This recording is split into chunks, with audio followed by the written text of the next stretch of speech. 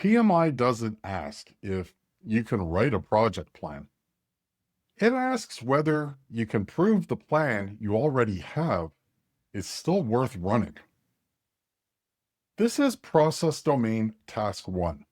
Develop an integrated project management plan and plan delivery.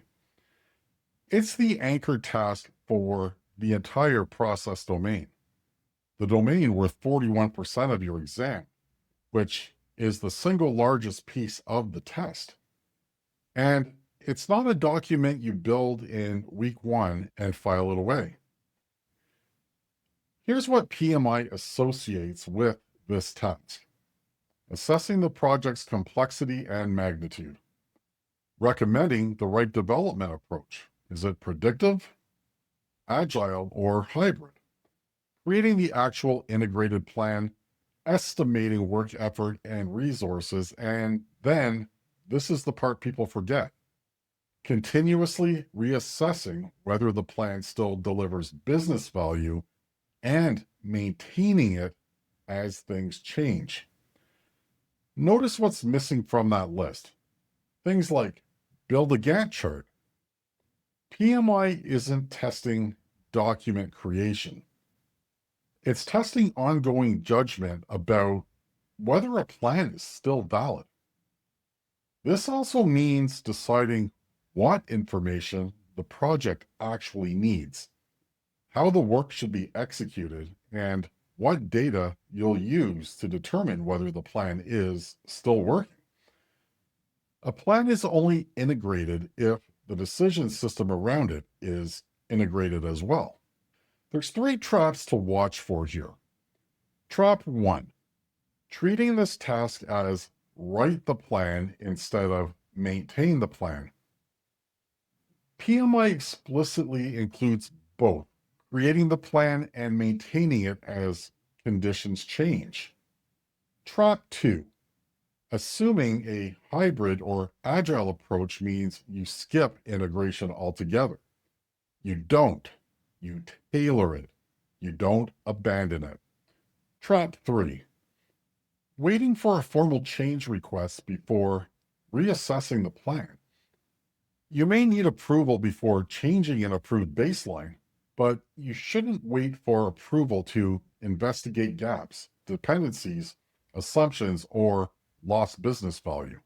Here's where this task gets dangerous on the exam.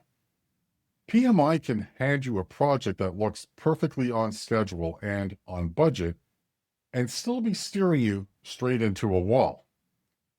Let's run through the 3 questions. You're 4 months into a hybrid project. The original plan assumed a vendor delivery in month 3. The vendor slips 2 months. The approved baseline hasn't changed yet, but one of its core assumptions is already wrong. So first, what's the project lead responsible for? Not defending the original plan, but reassessing whether it's still valid given the new information. Second, what do the enablers point to? Assess consolidated plans for dependencies, gaps, and continued business value, and maintain the integrated plan, not just execute it as written. Third, first, next, or instead. First, assess the actual impact. Identify which milestones, dependencies, resources, costs, risks, and benefits are impacted. Then develop options and take the recommendation through the project's governance and change control process. That's real-world brain. Keep moving. We'll adjust later.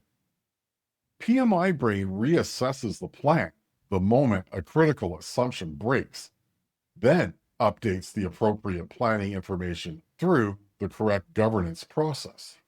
Now flip it to a predictive project. 6 months in, actual costs are tracking 2% under baseline every single month. Technically, that's great news. But that favorable number is masking the fact your team has repeatedly deferred 3 lower visibility deliverables without anyone formally recognizing the cumulative effect. No one decision looked like scope cutting on its own, but together they changed what the plan would actually deliver. So let's use the same three questions here.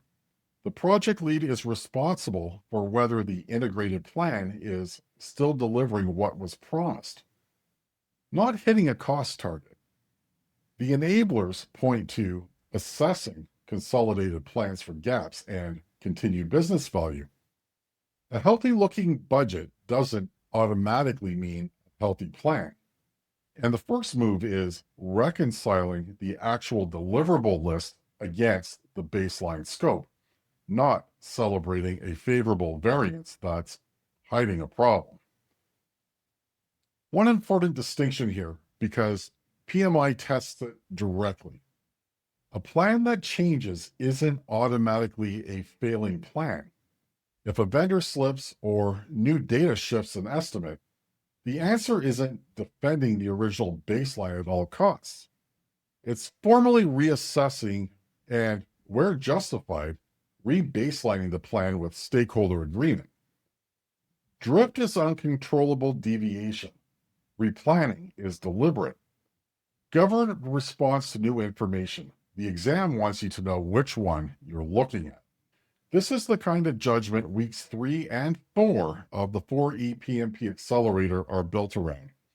Choosing the right delivery approach and building the actual integrated plan, worked through with guided lessons, scenario practice, answer rationales, and full mock exams. All built around the July 2026 ECO. The link for the course information page is in the description below. When you study this task, don't memorize, create an integrated plan. Practice telling the difference between a plan that's drifting because nobody's watching it and a plan that legitimately needs to change.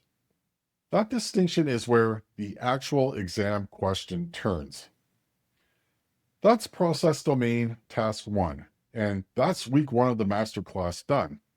2 tasks, 2 domains, 24 to go. Subscribe so that you're here and you don't miss the next one. Until next time, I'm Stephen Blakeney, and I will see you in the next episode.